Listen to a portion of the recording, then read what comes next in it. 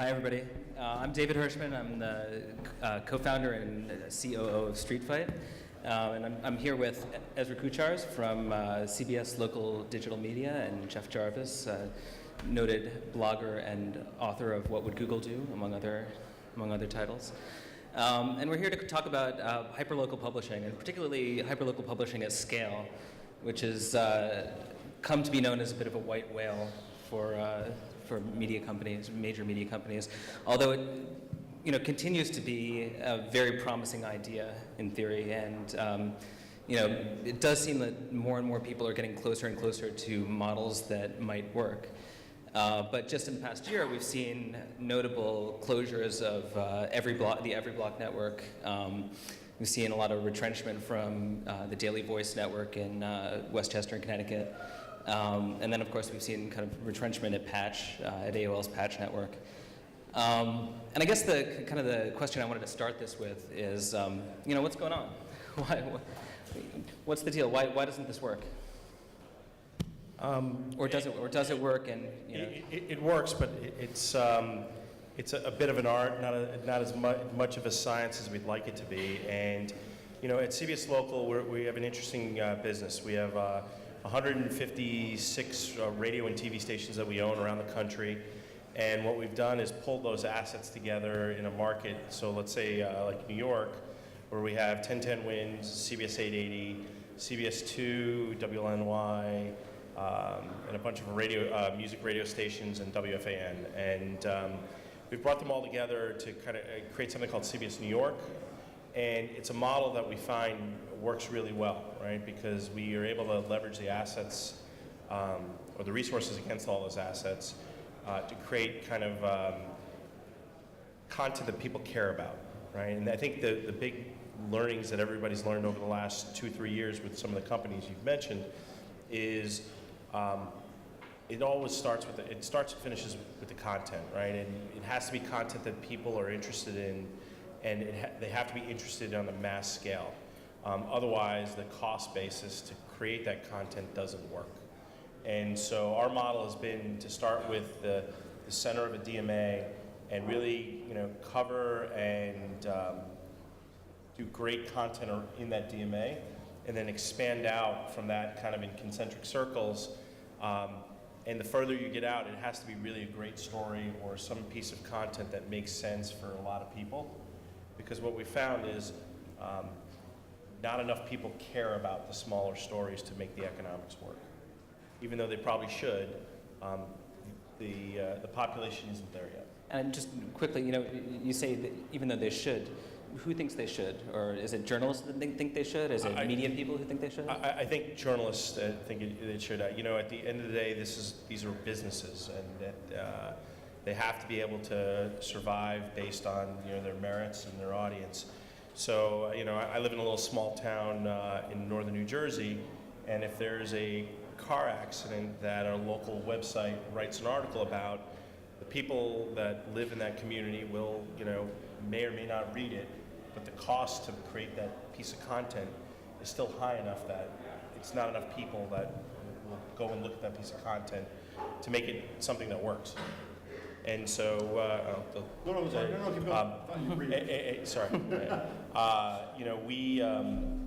we've been really focused in on what's great content that everybody's looking at, and then we layer in great local commerce on top of that. So we do local advertising. About probably 85% of our revenue comes from local advertisers. We have a very large sales force nationwide, and when you put it all together, it works. Correct me if I'm wrong, Ezra, but you're local more than hyperlocal, right? Yes, that's right. That's great. So I think that part of what you're asking, David, is about hyperlocal not working. And if you look at Patch, for example, I still think there's possibilities there, but I told them in the beginning I think they were doing a few things wrong. One was they tried to own it all themselves in an old media model, thinking they were a vertically integrated company. Two, they didn't play well with others in networks. You can't do it all on your own. You have to work with others. And three, they didn't get the model down and perfected before they multiplied it times 900. And what I think I learned from this, and looking, I head the Center for Entrepreneurial Journalism at CUNY, and I do a lot of work on this, and I've been doing a lot of work on this lately in New Jersey. I work with Lamar Graham, which put up his hand up there. Lamar is the head of content at NJ.com, and I used to work with that site at Advance. And we're now working with up to 50 other sites in the state to try to bring together the ecosystem. And so I think that the way hyperlocal scales is not by top-down efforts of saying, if we build it, they'll come, everybody will build this for us, or we can hire somebody in every town in America. That doesn't scale well. Where I do think it scales is if you can start to create a more fertile ground in the ecosystem. We did modeling at CUNY more than 3 years ago, and here's the important lesson we learned, is that a beat can be a business.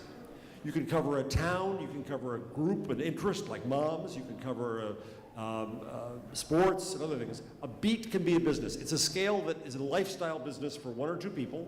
It's not going to make Ezra, pant with jealousy, but it does say that you can have these things scattered around. So in New Jersey, we now have, dozens of these sites. That's not enough. We have 365 towns in New Jersey. That's 365 opportunities for corruption.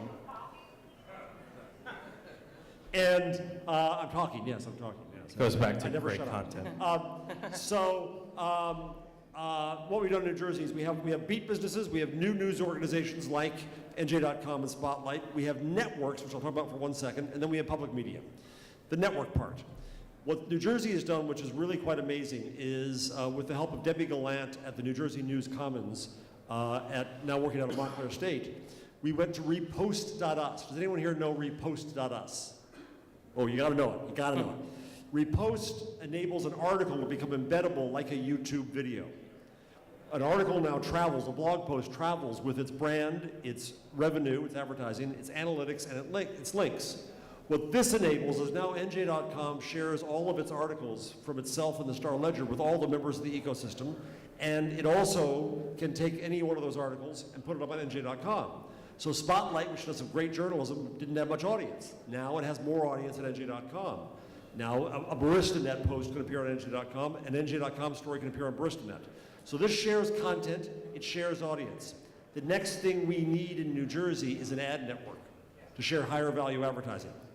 We also need to be able to seed more of these beat businesses so we can grow more and more of them and start to cover more of New Jersey. And my hope is that within the next 2 years or so, we can get to a point of critical mass where a lot, not all, but a lot of towns in New Jersey have coverage from, not from a big company, but from people who are in the town and care about the town. That we can have a fertile ground to grow those things and start to get that critical mass so we can take the aggregated audience of all those things together, and now we can go to a bigger advertiser and scale in that way. So Ezra scales by saying, I'm going to cover DMAs at a local level. At the same time, we want to scale from the bottom up with a bunch of smaller sites, working with big sites like NJ.com and WNYC and WHYY, and then we can hit scale at a different level, and then we start calling on Ezra and say, can you sell us to some big advertisers? And then we get along. And it's interesting, we do that model now in sports. Yeah. Right? We do it very good, significant sports blogs that contribute to us, and we drive traffic back and forth, and it works really well. It's just, like you said, it's going to take some time and get a little momentum, and then it'll be, something we can do for news. And it is a game, at some level, it's a game of critical mass. You need it, and so do the little guys, because the little guys can get advertising on their own in their town. They need networks to sell 5 towns around. They need to be sold in by the metro area. And then maybe even they get a little national advertising down the line as part of a bigger network, but that's de minimis.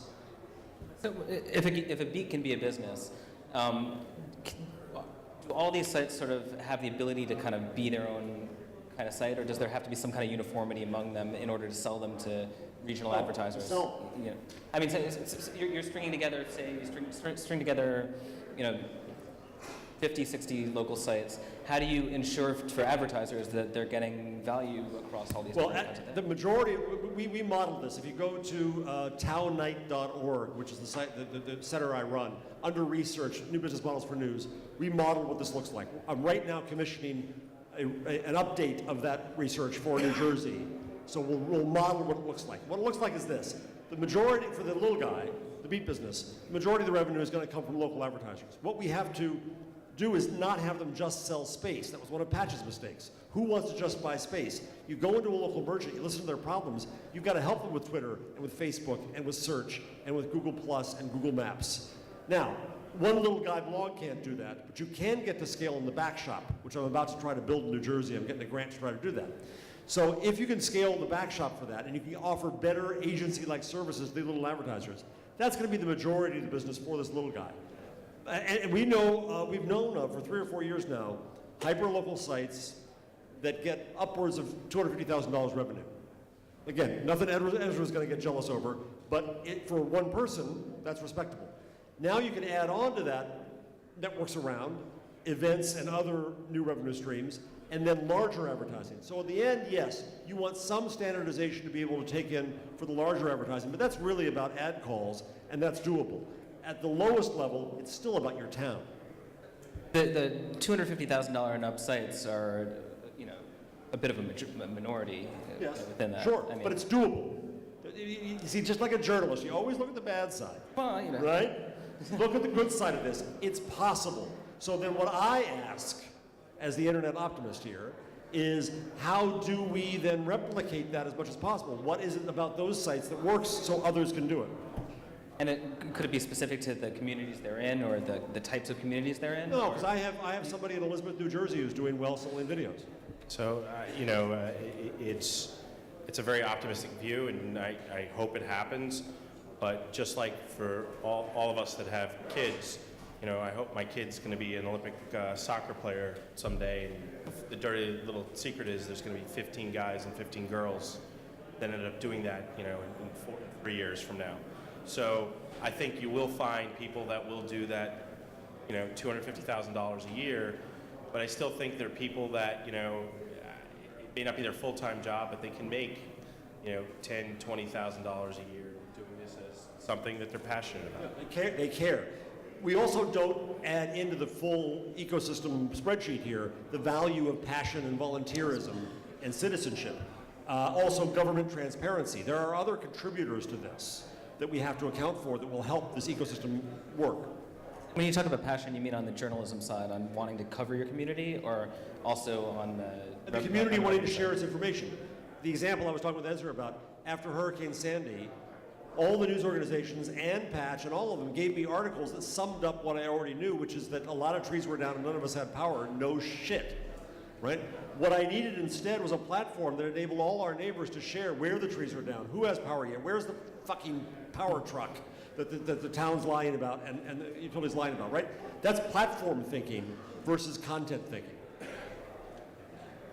Well, it seems a lot of hyperlocal networks, when they start, with the idea of creating a scaled hyperlocal network, they think, I'm going to go for small business owners. I'm going to aggregate this huge number of small business owners, and it'll make lots of money. And it seems like eventually they end up, as they achieve scale or don't achieve scale, the new play is to go for, big brands and national plays and regional plays. Can you talk a little bit about, that decision, I guess, to go for national advertisers as opposed to small businesses? So anybody that's involved in local knows that selling local advertising is very difficult. Sucks. Right? Jeff's words, not mine. We have 1,500 sellers, right? And they sell radio and television and digital. And they're in the, to Jeff's point earlier, they're in the local community. We're not in the hyper-local community. I don't have sellers selling in Ridgewood, New Jersey.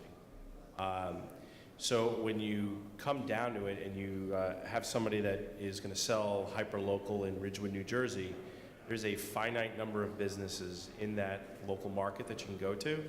And most of them, are, it's not a knock on the businesses, but they're incredibly unsavvy, right? They're used to buying the placemat at the diner, the yellow pages, maybe, a high school program.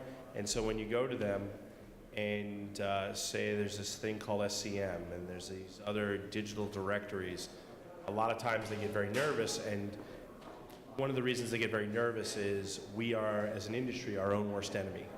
I want you to think about how many of you in the audience or just other companies call on these local businesses.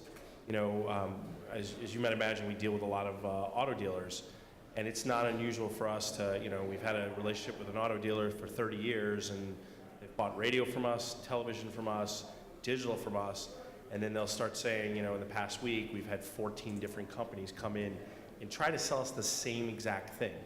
Google listings, maybe cars.com or Auto Trader.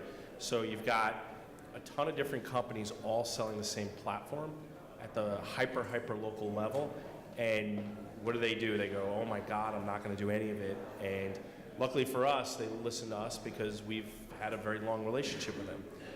What ends up happening is a lot of these companies will go out with I'm going to try to sell hyperlocal. They'll hit a wall and see that it's a lot harder than everybody thinks. And so their answer is, all right, I'm going to aggregate all this reach at the local level, and then I'm going to go to a national blue chip brand and say, I can give you all this reach, and you're effectively selling a national network, not a hyperlocal network. Competing with inventory like crazy elsewhere, right? And sort of low value. So it's a very, selling at the local level is very difficult, and doing it at scale is even harder. So, right, I agree with everything Ezra said. So they wanted us to fight, but we're going to hug. It's all right. But I think that this is, again, where the bottom up is a different model. And so we did some research at CUNY, also Town Night under research. It's called Beyond the Banner. We surveyed the online presences of 500 businesses, local businesses, in a neighborhood of Manhattan and a town in New Jersey. And we saw exactly, we graded them on how active, did they have a Facebook page, was it active? Did they have a Twitter feed, was it active? Did they have a newsletter, how often? And so on. Well, where you might see problems there, I find opportunities. If I can scale the support and sales, or the support of sales for these small sites, and they can go in and sell a package that includes helping them put your special every day up on Twitter and up on Facebook and up on our site, things like that, then I think we can get to a point where we're offering real value to these local merchants. Ezra's exactly right. I think what happened to Patch was they said, oh crap, this is really hard. They were only selling space on Patch at a high price without improving performance. They didn't solve the digital problems for the merchant. There was one more person calling on them. And so they said, well, what the heck, we now have 900 sites, we've got lots of inventory, let's just sell that. But they're going to sell that against every other site that has bland inventory like that. And they're not as local as Ezra is in a market. Whereas I think what's going to happen here is we have to help the smaller site be able to sell to these small merchants. And it's hard, restaurants don't pay, it's difficult. But again, I go back to my smattering of sites that pull in $250,000 a year. How are they doing it? They're doing it because they have good relationships with local merchants and services, including realtors. And they're making it work on that basis.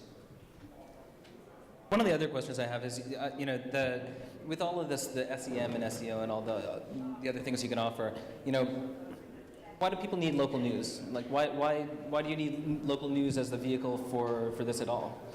I mean, local news is traditionally through newspapers and television stations and radio is a way to aggregate audiences. But is that the best way for local merchants to advertise themselves these days? So when you say local news, Jeff and I will probably have two different perspectives. I consider the CBS 2 nightly news, the local news, and that's local news, and that's really effective, and that continues to grow, and people watch television, they listen to the radio. Probably everybody in this room at some point in the last couple months has listened to 1010 Wins or CBS 880 at some point. So local news in that model works, right? But it goes back to what I said earlier. It's about the content and what kind of a large audience in that DMA, albeit a local audience, the content they want to hear. When you scale down to a hyper-local, so in the town I live in, there's a local weekly newspaper. And when it comes down to it, and Jeff may disagree with me, there's three things people open that paper for, right? They want to see the police blotter to see who got arrested for a DWI or something else, somebody they know. They go in there to see real estate and what houses have sold, and then anything else that's kind of gratuitous, right? Some sort of weird story with the town council, but past that, nobody else really looks at the other content that's in those papers. And that's why you've had a lot of these local newspapers shut down or switch models. We feel, we feel very strongly about if there's a big story or a piece of content that we need to cover, out on Long Island, in Connecticut, out in New Jersey, we cover it because we think there's an audience for it and there's demand for that content. But when you get down to like, hey, there's a traffic camera on Glen Rock Road, there's really a really small audience for that, and it's not enough to support the cost basis to cover that. You asked why local news, do you need local news? Well, no. Ezra has a programmatic buying system. Digital First Media, John Payton, with whom I work, the second largest company in the country, has ad taxi, same thing. So yeah, you can now buy a person without buying proximity to the content. Yes, that's true. But why local news? Here's why. Because it is a valuable signal to generate. And I was just talking to my friend Hassan Hodges from MLive in advance about this, about the value of relationships in what we do.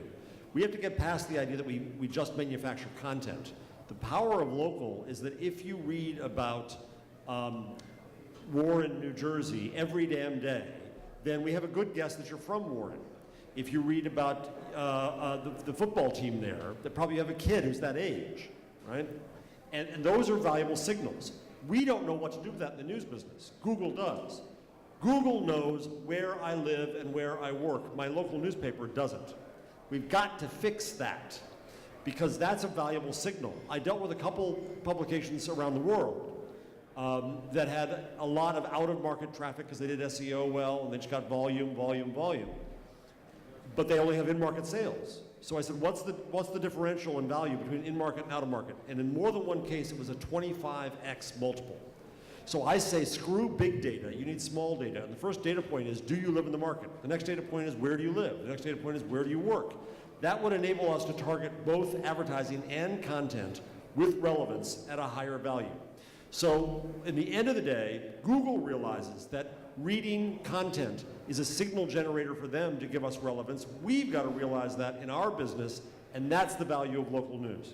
So I think there are more people than just Google that know what people are looking at. We're a very, very data-driven company.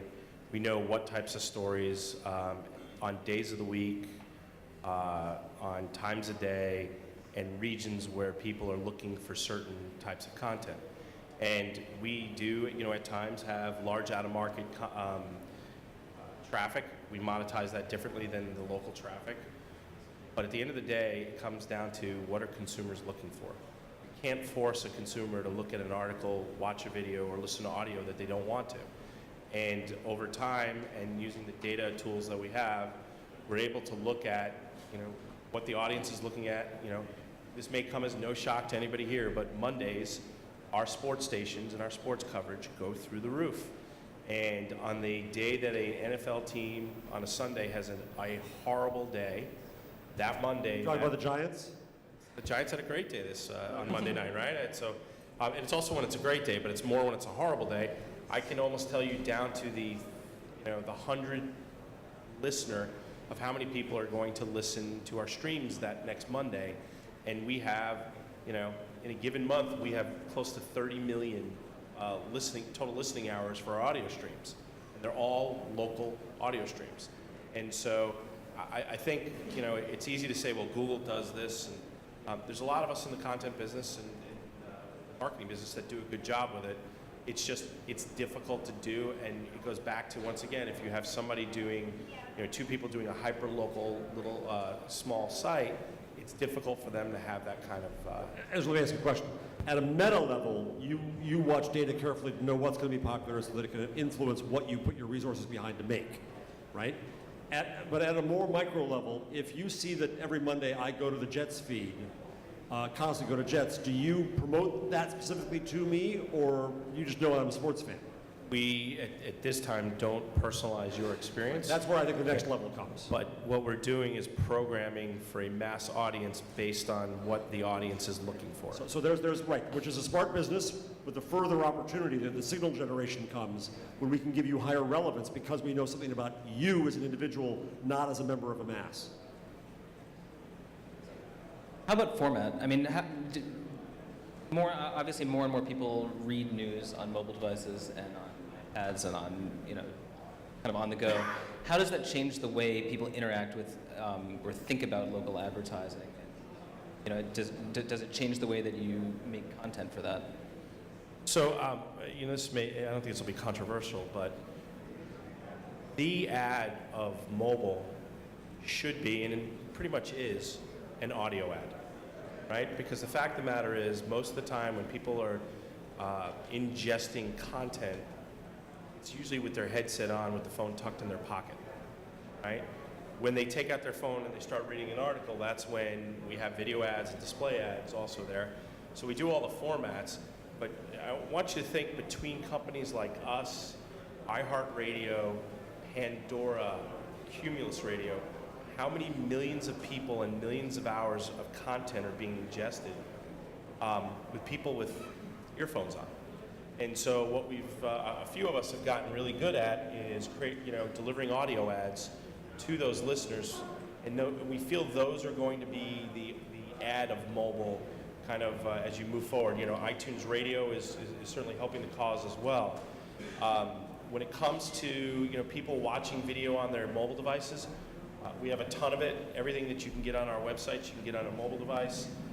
We've streamed live concerts that are 12, 14 hours long on mobile devices.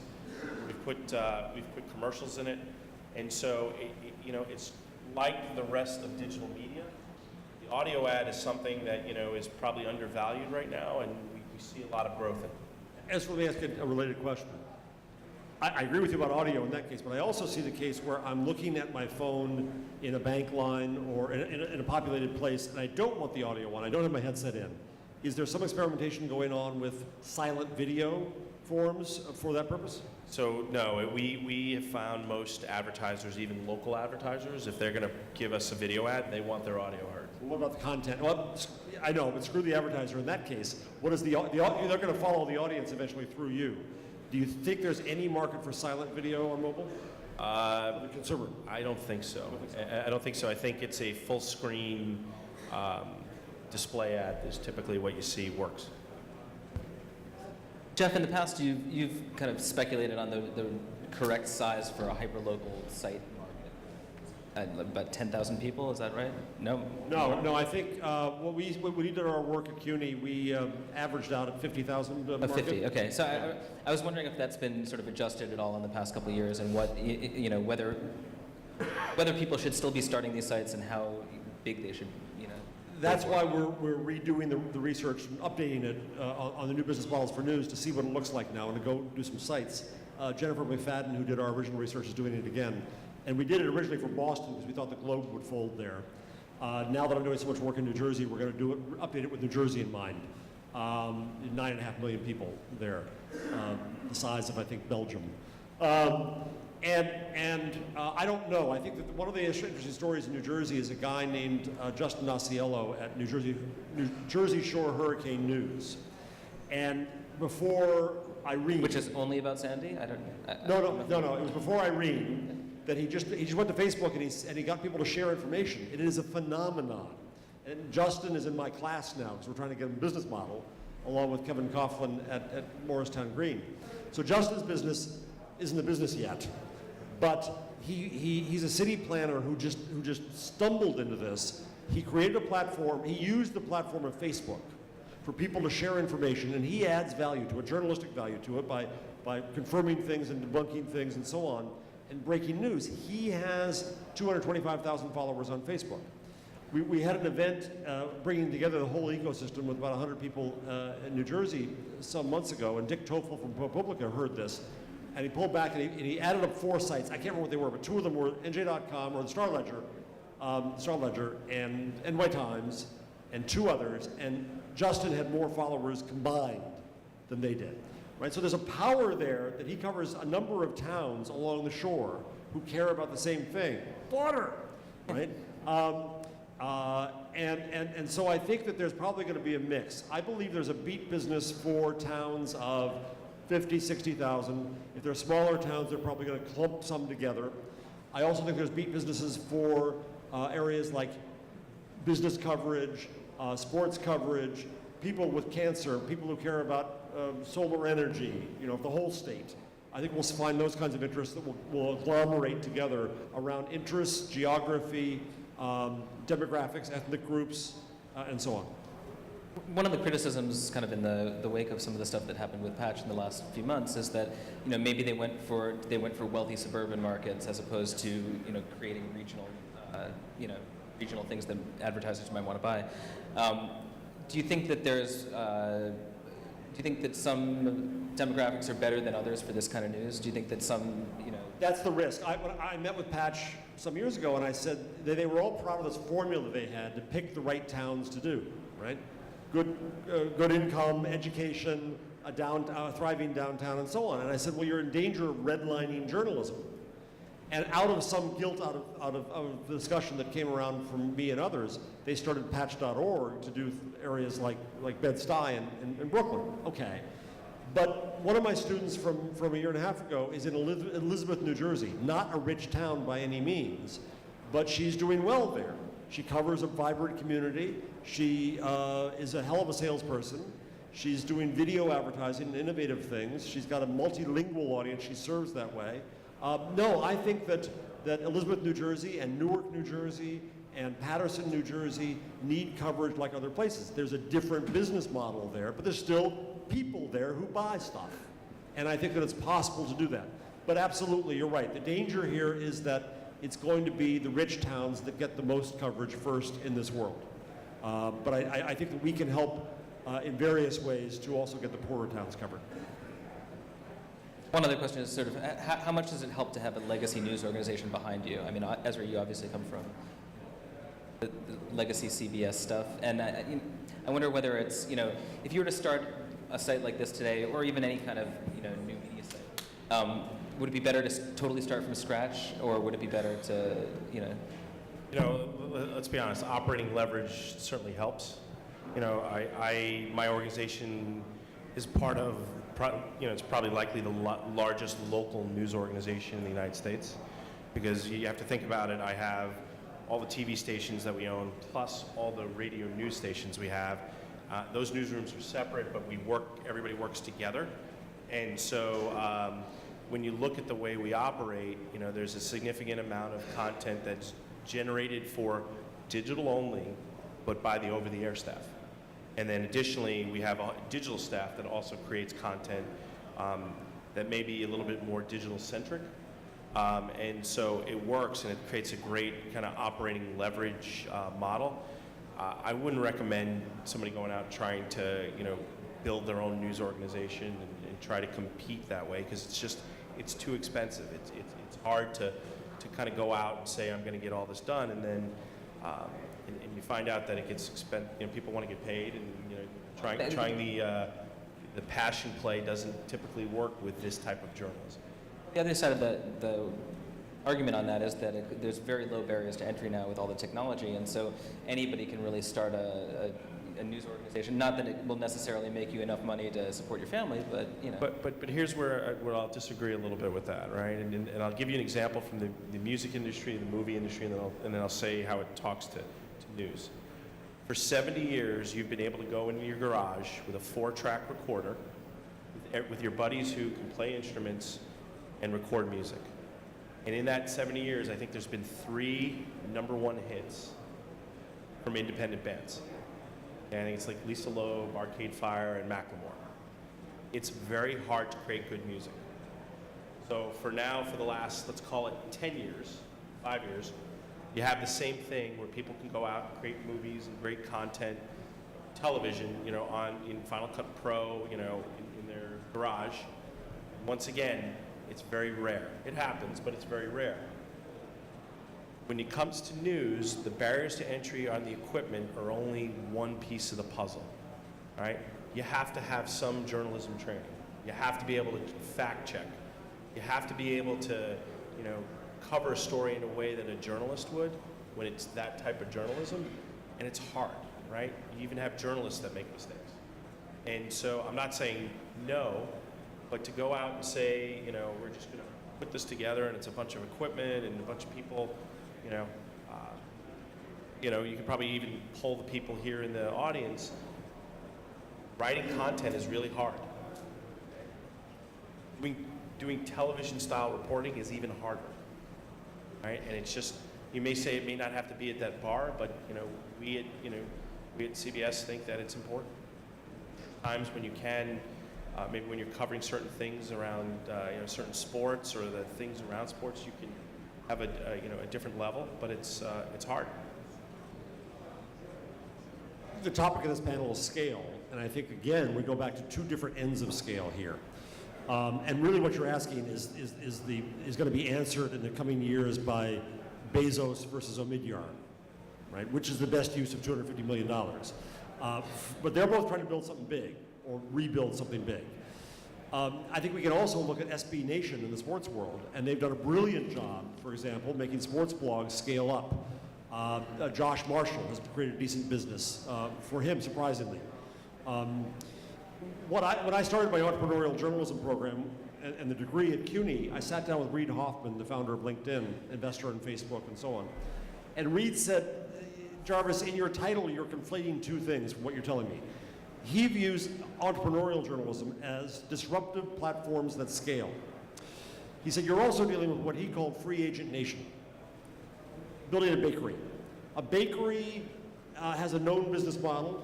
Your bakery might be different, it might have new cupcakes, but it still has to buy sugar and flour, it still has to have a storefront, a health license. We know what that model is. At the end of the day, unless you're Mrs. Fields, you have a successful bakery, you may be able to hand it over to your children, but you're not going to do an IPO, you're not going to have a big scale, but you're going to have a business. It's sustainable. I care about sustainability.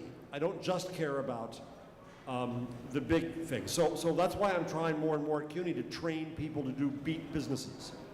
Journalists who make their own jobs, who can indeed do that.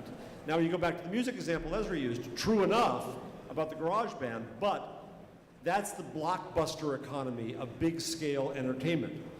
That's a high risk business, a high investment business, and the payoff can be very big if you're willing to take the risk. But at the same time, there's a hell of a lot of musicians right now who are making a living, right? They're not rich, but they're doing what they love to do. They have the passion and talent to do, and they're making a living doing it in ways that they could not do 20 years ago, full stop. So we have an ecosystem now where we have both. And sometimes that little guy can get discovered or can get bigger and bigger and bigger or can open for a big act or whatever. That's great, but they can still do what they want to do. It's the same in local coverage. I want garage bands and I want big guys working together. That's why I'm going to pat Lamar on the back again, NJ.com, because a predecessor of his, now long gone, saw blogs in the state and said, we're going to kill you. Well, that was stupid, because you're not going to be able to have somebody in every town covering everything. Lamar comes in, when he sees somebody in Red Bank or in Hoboken or in Montclair, he says, I'm glad you're there doing that. Because now I don't have to do it, and you can, and we can work together, cuckoo, let's hug, right? And that has a value to both. And so I think what we have to do is, some people are going to invest in the blockbuster economy. God bless them. That's going to employ people, and it's going to get money in, and that's great. But we also have to look at ecosystems instead of vertically integrated companies for a lot of what's going to happen in media, and that's where the opportunity comes in for little guys to come together. So you're saying we shouldn't make a blockbuster investment in an economy that's a shared economy? No, there's opportunities to do scalable blockbuster things. One is, you're a big. I wish to hell I'd invested in SB Nation. I think it's a damn good business, and Bankoff is really smart, and Bankoff learned a lot at AOL. So you can invest in that. You can also invest, I think, in platforms. We don't have enough networks and platforms. So I think that what Patch should have been was a sales network for local sites. Because if that existed, then more local sites would have been able to start, and it would have created a critical mass opportunity there. Sales network front end, sales network back end too, back office for some of the stuff. But they didn't do that because they wanted to own it all. They were like that predecessor of Lamar's who said, we're going to kill you. And they didn't. They're getting killed. So I guess what's the model going forward here? I mean, you've presented this, kind of an ecosystem model, and Ezra, you've got more of a top-down model. What exists will we see in 5 years? What kinds of companies, and maybe what companies particularly? Real briefly, we believe in the ecosystem model as well, but it's anchored by some of these bigger DMA or bigger location sites An example, of our using or working with, sports blogs, and Jeff brings out one of the best companies. We work very closely with them on Sports Blog Nation.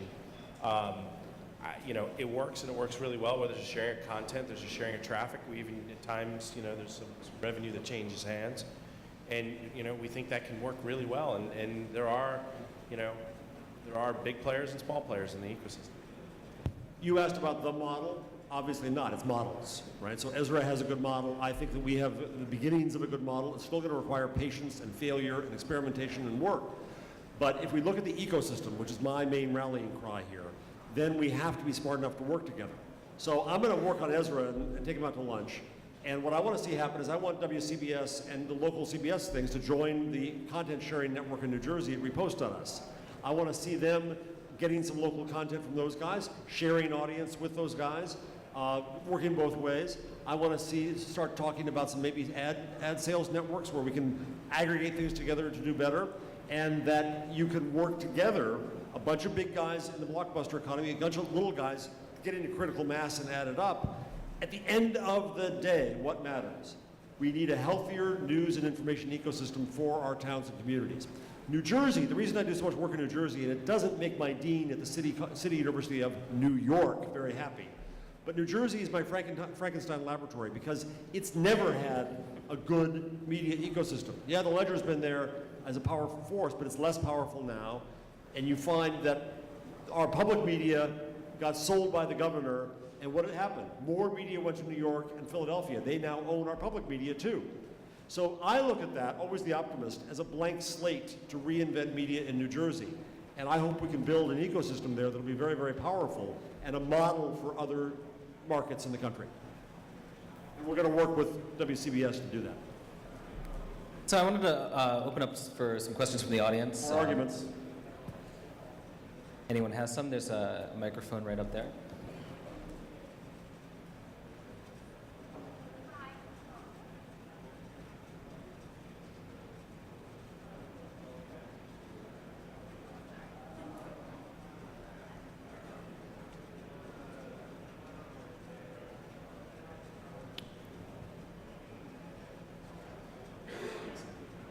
Better? Hi, I'm Carolyn. I work at the Neiman Journalism Lab, and I was at the Online News Association conference last week, and one conversation that kind of came up again and again, and also there was a guy in marketing from BuzzFeed there talking about sponsored content. And I actually was surprised by how many people who worked for small local news organizations said they were being pressured by advertisers in their community to get on board with sponsored content, but they just didn't have even the staff to provide the kind of division that you want to have, and they didn't know how to do it. And the gentleman from BuzzFeed said that, first of all, that's not what BuzzFeed is interested in. It works for them on a national scale, but not on a local scale, and they're not interested. But two, that within 24 months, they think someone will figure it out, and he named two people he thought might be the ones, but I'd be curious to know what you guys think and what the gaps are there, if it's something that you're interested in. So we're big believers in native advertising. We have a number of blue chip brands we work with now that, believe it or not, we create local content with them and extend down through our brands. So we are big believers in it. Do I think it can work down at the hyper local level? I think it's going to be really hard because it's not inexpensive, right? It's something that you have to work closely with a brand to make sure that you're delivering their message in the right way, whether it's through audio, video, or text. And I think you also have to be careful about the context. So we're big believers in it. It just depends on the content and the creative. I was late here because I was on a panel about just this topic this morning. Oh, first, by the way, love Neiman Journalism Lab. Wonderful, keep up the great work. And up there, I was screaming, danger, danger, Will Robinson, about this topic because I think that part of this idea is that we're trying to confuse the readers about the source of content, and that's going to affect our brands. So watch out if we do it wrong. I also made fun of the audience for dying to get in the content business because I said, hello, the content's a shitty business. We're the proof of it. And what they should be doing is building relationships directly with customers, and that's where the opportunity lies. Now, having said that, I already do see native advertising in hyperlocal blogs because I see the local lawyer who writes a blog post for the local blog about tax season's coming and what you need to know about New Jersey taxes. Now, they too have to be careful to make sure that they haven't sold that position to that guy when weren't transparent about it with the audience. But the truth is that if you have a gardening shop down the way and the gardener wants to say, here's the flowers that are in season right now, whether you buy them from me or not, that could be valuable local content and properly, transparently labeled. I guess that's a form of hyper-local native advertising that could work. But I don't think it's the salvation of our business, and I do think there's some danger there if we do it wrong. Bill had his hand up. Bill? Yo, Bill, did you have